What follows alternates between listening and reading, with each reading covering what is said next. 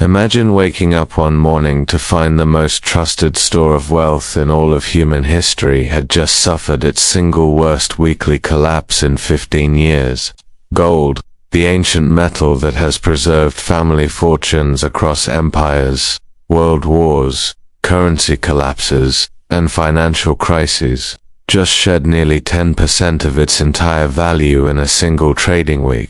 Investors across the globe woke up in shock. Financial headlines were screaming panic and catastrophe, and the entire investment world was asking one desperately urgent question: is gold finally finished? But here is the single most important thing that seasoned Wall Street veterans understand deeply, and that most everyday retail investors never get to hear in time to act on it.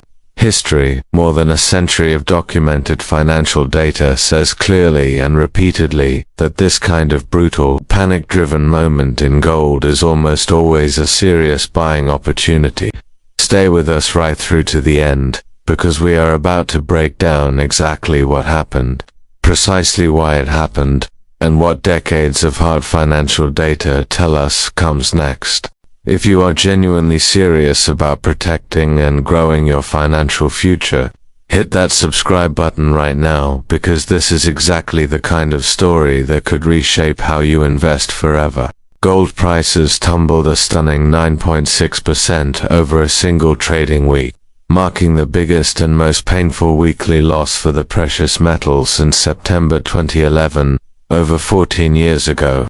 By the time markets finally closed on Friday, March 20, 2026, spot gold had plunged to around $4,500 per troy ounce, completely erasing 2 full months of laboriously built gains. Some data providers went further, marking the sell-off as the worst weekly performance gold had endured since March of 1983. During the aggressive disinflationary era of the legendary Volcker Federal Reserve, in just 5 ordinary trading sessions, gold wiped out gains that had taken months of steady accumulation to build during one of the most remarkable commodity bull runs in modern financial memory. Silver, gold's smaller and more volatile cousin, fared even worse than gold itself, tumbling more than 14% over the same 5-day period, and recording its 3rd consecutive losing week at $69.66 per ounce.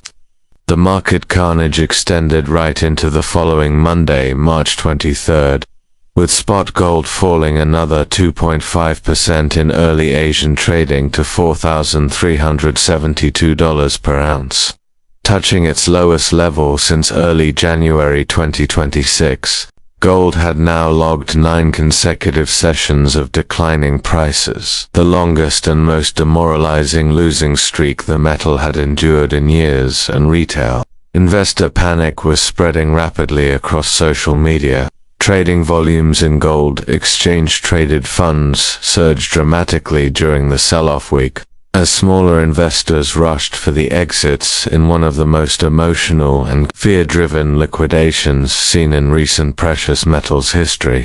To genuinely understand why gold collapsed so sharply and so suddenly, you must first understand what drove the metal to its stunning record high of $5,594.92 per ounce in January 2026. Gold delivered a remarkable 64% gain across all of 2025, posting its single best annual performance since 1979, fueled by relentless central bank buying, acute geopolitical fear, inflation hedging, and a steadily weakening US dollar. That historic and deeply impressive rally attracted an enormous wave of entirely new market participants, retail investors, systematic hedge funds, and generalist money managers who piled in aggressively chasing momentum and easy profits.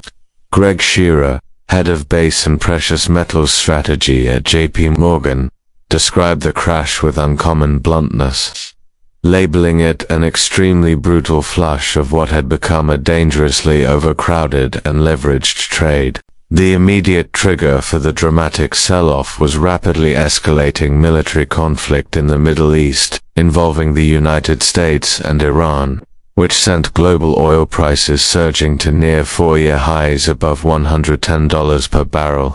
That sudden and severe oil price shock stoked serious fresh fears of a second wave of global inflation, sparking an unexpected hawkish shift from central banks that had broadly been expected to ease monetary policy throughout 2026. The U.S. 10-year Treasury yield climbed sharply to 4.39%, while the United Kingdom's 10-year gilt yield briefly reached 5% for the first time since the 2008 financial crisis, making interest-bearing assets suddenly far more attractive to capital. A powerfully resurgent US dollar amplified the precious metals sell-off considerably, since a stronger dollar makes dollar-denominated gold more expensive for international buyers and significantly suppresses global purchasing demand.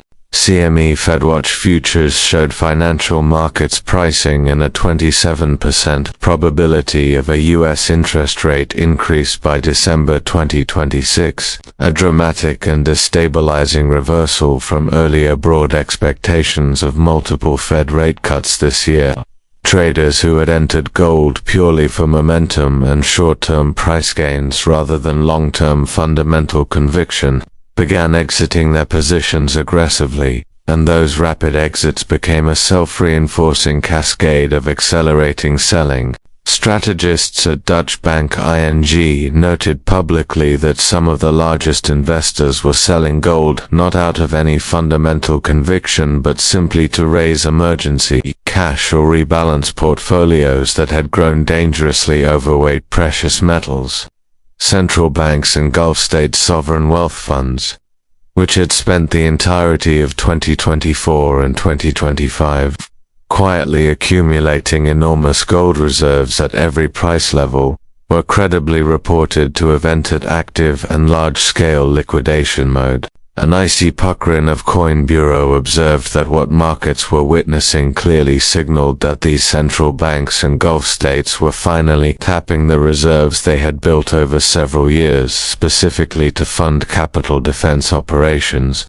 This sudden and significant structural reversal removed one of gold's most powerful institutional demand pillars almost overnight. And the speed and severity of the shift caught even the most experienced institutional investors completely off guard.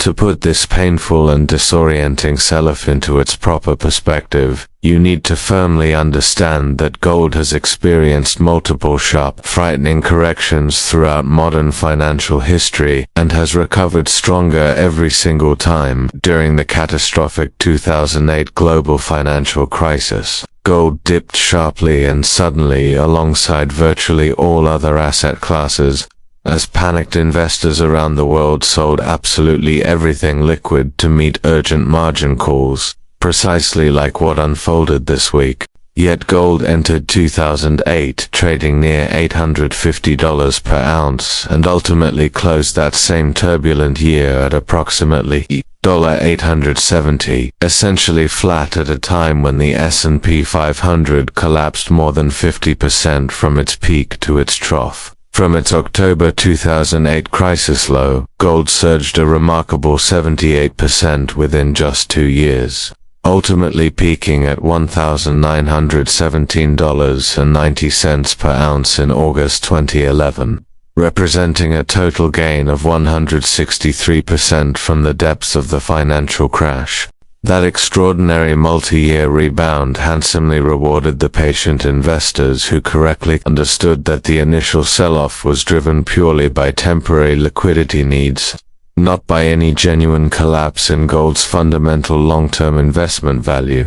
The exact same historical pattern played out again with uncomfortable precision in March 2020, when gold dropped sharply and suddenly as the devastating COVID-19 pandemic triggered global panic and investors everywhere sold assets to raise emergency cash. Gold fully recovered from its March 2020 lows and went on to hit a powerful new all-time high of $2,072.50 per ounce by August of that same year, an impressive 32% gain in just 8 short months from the panic low.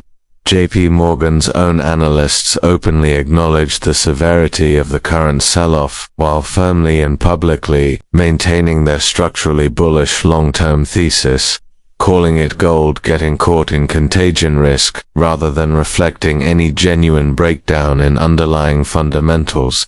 The bank went further in its research notes, writing explicitly that the longer the energy disruption from Middle East conflict continues, the more likely the entire macroeconomic backdrop is to flip materially and powerfully bullish for gold prices. Here is the single most critical message that more than a century of financial market history sends loudly, clearly, and with striking consistency. Gold's worst short-term moments have reliably preceded some of its strongest and most profitable long-term recoveries. The respected World Gold Council laid out 4 distinct forward scenarios for gold's performance throughout 2026, and in 3 out of those 4 scenarios, gold either rises meaningfully or holds steady from current deeply depressed price levels. Only the single most optimistic scenario, in which the Trump administration successfully accelerates U.S. economic growth, eliminates all major geopolitical risks simultaneously, and triggers fresh Federal Reserve rate hikes, sees gold decline materially from here. The overwhelming majority of senior Wall Street analysts view that narrow and demanding bullish for everything scenario as highly unlikely given deeply entrenched global economic tensions, geopolitical instability, and the structural fiscal conditions driving persistent gold demand. Goldman Sachs raised its year-end 2026 gold price target to $5,400 per ounce, explicitly citing 3 durable structural pillars: sustained central bank buying globally, fresh Western ETF inflows as the Fed eventually pivots, and elevated geopolitical risk premiums. J.P. Morgan, which had previously forecast gold reaching $6,300 per ounce by year-end 2026, revised its outlook following the sell-off to forecast gold averaging $5,055 in Q4 2026 and rising steadily toward $5,400 per ounce by the close of 2027. Ed Yardeni of Yardeni Research told CNBC directly that despite lowering his 2026 year-end target modestly from $6,000 to $5,000 per ounce, his firm remains firmly committed to its extraordinary $10,000 per ounce forecast by the end of this decade. A closely watched Reuters poll surveying 30 professional analysts and active traders placed the median gold price consensus for full year 2026 at $4,746.50 per troy ounce, the highest annual consensus figure in the entire history of Reuters precious metals polling since 2012. Wells Fargo Investment Institute lifted its official year-end 2026 gold target to a range of $6,100 to $6,300 per ounce, explicitly reflecting the powerful combination of relentless central bank buying and deeply persistent global monetary policy uncertainty. UBS increased its gold price target all the way to $6,200 per ounce by September 2026, with potential additional upside to $7,200 per ounce if geopolitical tensions continue to escalate and the US dollar weakens meaningfully from current levels. The structural foundation for higher gold prices remains entirely intact. Central bank purchases are projected to average approximately 585 tons per quarter throughout 2026, representing a historically elevated level of sovereign demand with no precedent in modern times. Global gold mine supply grows at only 1% to 2% per year at best, meaning the supply side of the equation simply cannot respond meaningfully to sudden demand spikes, creating a structural imbalance that inherently supports higher prices over any multi-year horizon. The powerful de-dollarization trend in which an accelerating number of emerging market nations diversify reserve holdings away from the US dollar, partly due to escalating sanctions fears, remains one of gold's deepest, broadest, and most durable long-term tailwinds. Morgan Stanley set a formal bull case gold price target of $5,700 per ounce for 2026, while Deutsche Bank publicly reiterated its own $6,000 per ounce target even after the recent violent sell-off shook retail investor confidence to its foundations. The broader investment community is increasingly recognizing that gold is no longer merely a niche inflation hedge. It has become a core strategic reserve asset for sovereign nations, central banks, and major institutions around the world. This fundamental shift in gold's role within the global financial system represents a structural demand upgrade that did not exist in the same form during any of the previous gold bull markets of the past 4 decades. Gold snapped its 9-day losing streak decisively on March 25, 2026. Surging a powerful 3.47% in a single trading session to $4,568 per ounce as geopolitical tensions eased briefly and the US dollar retreated from recent highs. That sharp and rapid single-session recovery served as a powerful real-time reminder that even in gold's darkest and most fear-soaked moments, its fundamental demand drivers can reassert themselves with extraordinary speed and force. Most experienced financial advisors broadly recommend allocating between 5% and 15% of a diversified investment portfolio to precious metals, calibrated carefully to individual risk tolerance, investment timeline, and overall asset allocation strategy. Financial professionals across Wall Street widely recommend dollar-cost averaging, buying consistent and predetermined amounts at regular intervals as the single most reliable approach to building meaningful gold exposure without attempting to perfectly time market bottoms. The defining lesson from every significant gold correction in modern financial history is that investors who panicked, capitulated, and sold during the dip almost universally regretted it deeply within 12 to 24 months when prices recovered strongly. Throughout 2025, central banks collectively purchased more gold than in any previous year on record, and analysts at the World Gold Council see absolutely no evidence that this institutional appetite for gold is weakening in any meaningful way.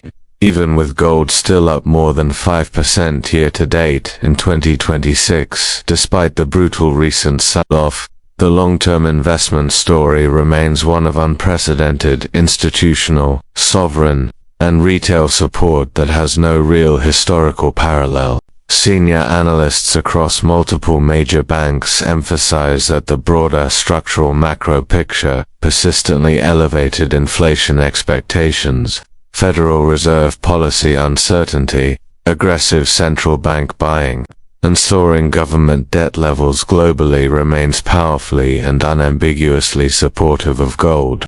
Gold's worst week in 15 years is emphatically not the end of the story. If history serves as any credible guide at all, this brutal sell-off may actually be the opening pages of gold's next powerful and rewarding chapter. Every single major correction in gold's documented modern history has ultimately been followed by a recovery that far exceeded the temporary losses, consistently and generously rewarding patience, conviction, and rational long-term thinking over emotion and fear. The Wall Street consensus across every major institution remains clear and unified. The structural bull market in gold is fully intact. The fundamental drivers have not disappeared or weakened, and this dip is being viewed as a genuine entry point. The real question is no longer whether gold will recover, but whether you will be properly positioned and fully ready to benefit when it does, or whether you will be watching helplessly from the sidelines once again. We genuinely want to hear directly from you right now. Do you believe this historic gold sell-off represents a generational buying opportunity, or do you think the long bull market is truly and finally over? Drop your honest, unfiltered opinion in the comments section below. We read every single comment carefully, and your real perspective is what makes this community so genuinely valuable and worth building every single day. If you found real value in this deeply researched story, please subscribe to the channel right now, because accurate research, verified data, and genuine financial clarity is precisely what we commit to delivering every single week. Subscribe today, share this with someone in your life who needs to hear it, and we will see you in the very next story.